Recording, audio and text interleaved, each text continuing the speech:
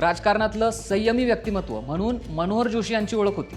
पण एकदा त्यांचा संताप एवढा झाला की ते चक्क ऑटो पकडून घरी गेले होते.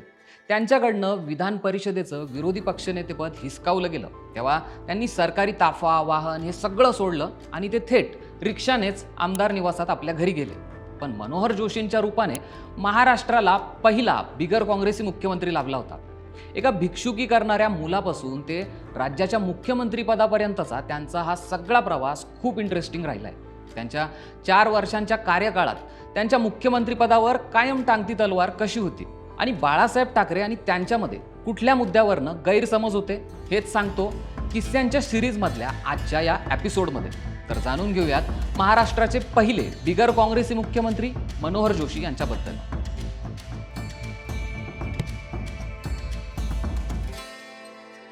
आधी त्यांचा एक रिक्षाचा किस्सा तुम्हाला सांगतो. 1991 सालची ही गोष्ट आहे, जेव्हा सुधाकरराव नाईक हे महाराष्ट्राचे मुख्यमंत्री होते आणि शिवसेनेकडून मनोहर जोशी यांना विरोधी पक्षनेतेपदी बसवलं गेलं होतं.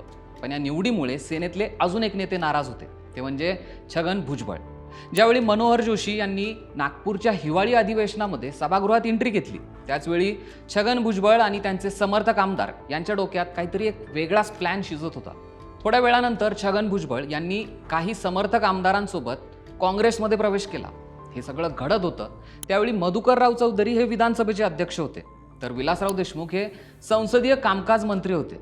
भुजबळ काँग्रेसमध्ये गेल्यामुळे सेनेचं संख्याबळ आपोआप कमी झालं आणि भाजपचं वाढलं. पण तरीही भाजपला अजून 2 आमदारांची गरज होती. त्यावेळी विलासराव देशमुख आणि गोपीनाथ मुंडे यांची मैत्री ही सगळ्या महाराष्ट्राला माहीत होती आणि त्याचवेळी विलासरावांनी आपली मैत्री निभावली सुद्धा. सभागृहातला हा सगळा प्रकार त्यांनी पाहिला आणि मग सभागृहामध्ये गोपीनाथ मुंडे यांची विरोधी पक्षनेतेपदी निवड होणार अशी चर्चा सुरू झाली. त्यामुळे सगळीकडे गोंधळ निर्माण झाला.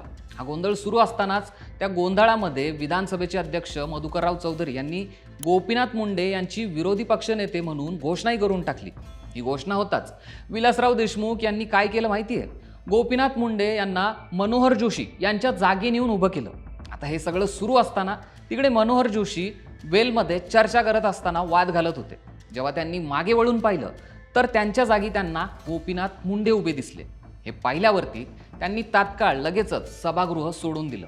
सभागृहातून बाहेर पडल्यावर ना त्यांनी कुठला ताफा वापरला ना कुठलं सरकारी वाहन वापरलं. त्यांनी थेट रिक्षा पकडली आणि आमदार निवास गाठलं. कारण या सगळ्या प्रकारामुळे त्यांना प्रचंड संताप आला होता. त्यामुळे कुठलंही सरकारी वाहन न वापरता ते रिक्षाने घरी गेले. पण इतर वेळी ते शांत आणि संयमी व्यक्तिमत्व म्हणून ओळखले जायचे. या प्रसंगामुळे जोशींची ही दुसरी स्वाभिमानी बाजू सगळ्यांनी पहिल्यांदाच पाहिली होती. मनोहर जोशी हे एक असे नेते होते ज्यांनी बाळासाहेबांपासून ते आदित्य ठाकरेंपर्यंत सगळ्यांचं राजकारण पाहिलं. काँग्रेसचं सरकार जाऊन 1995 मध्ये जेव्हा शिवसेना आणि भाजपचं युतीचं सरकार आलं आणि या युतीचे मुख्यमंत्री मनोहर जोशी राहिले. ते राज्याचे पहिले बिगर काँग्रेसी आणि पहिले ब्राह्मण मुख्यमंत्री ठरले. बाळासाहेबांचं त्यांना मुख्यमंत्री करणं आणि नंतर त्यांना पाय उतार व्हावं लागणं याचाही किस्सा मोठा इंटरेस्टिंग आहे. जसं बाळासाहेबांनी त्यांना एका शब्दावर मुख्यमंत्री केलं होतं तसंच मुख्यमंत्रीपदावरनं उतरवलंही होतं. 1999 सालच्या जानेवारीचा शेवटचा आठवडा होता. वर्षा आणि मातोश्री या दोन्ही बांगल्यांमधला तणाव हा मोठा टोकाला गेलेला होता. मुख्यमंत्र्यांना मातोश्रीमधून एक मोजक्या शब्दातला मेसेज आला आणि मनोहर जोशी यांनी आपलं पद सोडलं. वरवर जरी गिरीश व्यास या प्रकरणामुळे त्यांना राजीनामा द्यावा लागला असं चित्र उभं राहिलं असलं तरी दोन्ही सत्ता केंद्रांमध्ये आधीपासूनच कॉन्फ्लिक्ट होता. राज्यात जेव्हा प्रादेशिक पक्षाची सत्ता येते तेव्हा त्या पक्षाचे पक्षप्रमुख हे मुख्यमंत्री होतात. पण जेव्हा 1995 मध्ये महाराष्ट्रात शिवसेना भाजप युतीचं सरकार आलं होतं तेव्हा असं घडलं नव्हतं. मनोहर जोशी मुख्यमंत्री झाले आणि भाजपचे गोपीनाथ मुंडे हे उपमुख्यमंत्रीपदी बसले. शिवाजी पार्कवर झालेल्या शपथविधीत राज्यपाल PC अलेक्झांडर यांनी मनोहर जोशी यांना मुख्यमंत्रीपदाची शपथ दिली. सेना भाजपच्या नेत्या निवडीच्या आदल्याच दिवशी बाळासाहेब ठाकरे म्हणाले होते की मला उठ म्हटलं की उठ आणि बस म्हटलं की बस असा मुख्यमंत्री पाहिजे. मुख्यमंत्री कुणीही हो, सत्तेचा रिमोट कंट्रोल हा माझ्याच हातात राहणार आहे. यामुळे महाराष्ट्रात 2 सत्ता केंद्र तयार होतील आणि त्यांच्यात खटके उडतील याचे संकेत हे आधीच मिळालेले होते. पुढे यावर निमित्त म्हणून एक मोठी घटना घडली होती. एन्नॉन नावाचा दाभोळचा एक वीज प्रकल्प अरबी समुद्रात बुडवला जाणार होता त्यामुळे त्या कंपनीच्या भारतातल्या प्रमुख रिबेका मार्क या मुख्यमंत्री मनोहर जोशी यांना भेटायला येणार होत्या, पण त्या वेळेवर आल्याच नाही. त्यामुळे रागाने जोशींनी ती मीटिंगच कॅन्सल करून टाकली होती. पण गंमत म्हणजे त्याच वेळी रिबेका मार्क या मातोश्रीवर बाळासाहेब ठाकरे यांच्यासोबत चर्चा करत होत्या. ही घटना त्यांच्यात मतभेद होण्यासाठी पुरेशी ठरली. मग अधूनमधून मुख्यमंत्री बदलले जाणार अशी ही चर्चा व्हायची. मग दोन्ही नेत्यांची मातोश्रीवर चर्चा व्हायची आणि वादावर पडदा पडायचा. मनोहर जोशी यांना मिळालेल्या 4 वर्षांच्या काळात ही स्थिती कायम राहिली होती. याच काळात रमेश किनी मृत्यू प्रकरण, अण्णा हजारे यांचं आंदोलन, सरकारमधले एक मंत्री असणारे शशिकांत सुतार यांना राजीनामा द्यावं लागणं, राज्यावर नैसर्गिक संकट, अशा अनेक वादळांना जोशी यांना त्या काळात सामोरं जावं लागलं होतं. शिवाय कुठल्या तरी कारणाने मंत्रिमंडळाच्या बैठकीवर उपमुख्यमंत्री गोपीनाथ मुंडे यांनी बहिष्कारही टाकला होता. 1999 सालची ही गोष्ट आहे. या सगळ्या धामधुमीत पुण्यातील एका भूखंडाचं प्रकरण कोर्टात आलं. मनोहर जोशी यांनी जावाई गिरीश व्यास यांच्यासाठी पुण्यातल्या एका शाळेचं भूखंडाचं आरक्षण बदललं असा ठपका त्यांच्यावर ठेवण्यात आला. गिरीश व्यास यांचा रिअल इस्टेटचा मोठा बिझनेस होता. त्यामुळे आता मुख्यमंत्री बदलला जाणार अशी चर्चा पुन्हा रंगली. मनोहर जोशी यांनी आधीच राज्यपाल PC अलेक्झांडर यांच्याकडे राजीनामा देऊनच मला भेटायला यावं असा निरोप शिवसेना प्रमुखांनी पाठवला होता.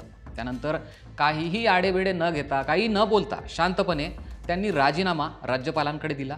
या घटनेबद्दल जेव्हा जोशी यांना विचारलं गेलं तेव्हा ते म्हणाले होते की जो पद देतो त्याला ते काढण्याचा अधिकारही आहे. बाळासाहेबांनी ज्यावेळी मला मुख्यमंत्री केलं त्याच वेळी त्यांनी का केलं असंही मी विचारलं नव्हतं. त्यामुळे राजीनामा देण्याचे आदेश आले तेव्हा मी राजीनामा तात्काळ दिला. 1995 मध्ये मुख्यमंत्रीपद मिळावं यासाठी मी आणि सुधीर जोशी जेव्हा दोघेही बाळासाहेबांना भेटलो होतो तेव्हा बाळासाहेबांनी मला पसंती दिली. आपण प्रेयसीला कधी विचारतो का की माझ्यावरच प्रेम का केलं, असं म्हणून त्यांनी हा विषय क्लिअर केला होता. पण नारायण राणे यांनी आपल्या नो होल्ड बार या पुस्तकात मनोहर जोशींच्या या राजीनाम्याच्या आधीच्या काळात काय सुरू होतं याचं नेमकं वर्णन केलंय. त्यात जोशी स्वतःला वेगळं सत्ता केंद्र मानतायत अशी भावना बाळासाहेबांच्या मनात निर्माण झाल्याचं आपल्या लक्षात आलं असं स्वतः राणेंनी लिहिलंय. मनोहर जोशी हे अत्यंत तळागाळातून आलेलं असं व्यक्तिमत्व होतं. रायगडच्या नान्नी या छोट्याशा गावात त्यांचा जन्म झाला होता. सुसंस्कृत पण गरीब कुटुंबात जन्म झाल्यामुळे काम करून त्यांनी आपलं शिक्षण हे पूर्ण केलं होतं. वडिलांसोबत भिक्षुकी करून ते त्या काळात पैसे मिळवत होते. 6वी नंतर शिक्षणासाठी ते पनवेलकडे मामांकडे गेले. गोल्फ मैदानात त्यांनी काही काळ बॉयची नोकरीही केली आणि मित्राच्या रूममध्ये ते भाड्याने राहिले. पुढे 10वी नंतर त्यांनी क्लासमध्ये शिपायाची नोकरी केली आणि शिक्षण आपलं पूर्ण केलं. मुंबई महापालिकेत त्यांनी काही काळ क्लार्कची नोकरीही केली होती. अत्यंत खडतर असा त्यांचा सगळा प्रवास होता. त्यांचा राजकीय प्रवास हा शिवसेनेपासूनच सुरू झाला होता. बाळासाहेब ठाकरे यांच्या झंझावतामुळे मनोहर जोशी हे शिवसेनेकडे आकर्षित झाले होते, खेचले गेले होते. 1967 पासूनच त्यांनी शिवसैनिक म्हणून पक्षाचं काम सुरू केलं होतं. हे काम करत असतानाच पहिल्यांदा ते मुंबई महापालिकेचे नगरसेवक झाले. 2 वेळा ते नगरसेवक राहिले, तर सलग 3 वेळा ते विधान परिषदेचे आमदारही राहिलेत. पुढे 1967 मध्ये ते मुंबई महापालिकेचे महापौर म्हणूनही निवडले गेले आणि पुन्हा त्यांची पावलं ही राज्याच्या राजकारणात पडली. आमदार म्हणून ते विधानसभेत गेले. पुढे 1990 ते 91 मध्ये विधान परिषदेचे विरोधी पक्षनेतेपदीही ते राहिले. पुढे ते केंद्रीय मंत्री, लोकसभेचे अध्यक्ष आणि खासदार म्हणूनही राहिले.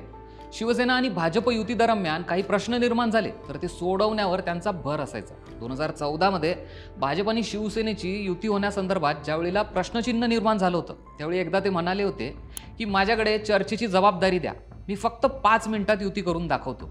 असे हे राजकारणातले सर शेवटपर्यंत शिवसेनेतच राहिले होते. बाळासाहेबांच्या निधनानंतरही एक किस्सा घडला होता जेव्हा ते नाराज झाले होते.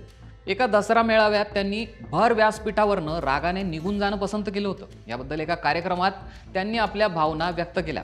ते म्हणाले होते की 1999 मध्ये एका गैरसमजातून माझं मुख्यमंत्रीपद गेलं.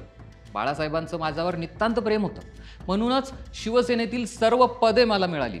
उद्धव ठाकरे यांनीही माझ्यावर प्रेम केलं आणि आजही आहे. कम्युनिकेशन गॅपमुळे दसरा मेळाव्यात गैरसमजाचा फटका मला बसला तरीही मी सगळं काही माफ करू शकतो असं म्हणून त्यांनी सगळी परिस्थिती ही पूर्ववत केली होती. मराठी आणि महाराष्ट्राच्या अस्मितेच्या मुद्द्यावर आक्रमक असतानाही त्यांनी त्यांच्या भाषेचा स्तर आणि स्वभावातला संयमीपणा हा कधी सोडला नाही. अशा या नेत्याने मुंबईत वयाच्या 86व्या वर्षी अखेरचा श्वास घेतला.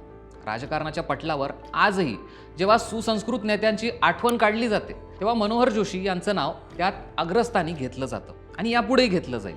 असेच राजकीय किस्से आम्ही यापुढेही तुमच्यासाठी घेऊन येऊ. यासाठी आमच्या सरकारनामा या यूट्यूब चॅनलला नक्की सबस्क्राईब करा.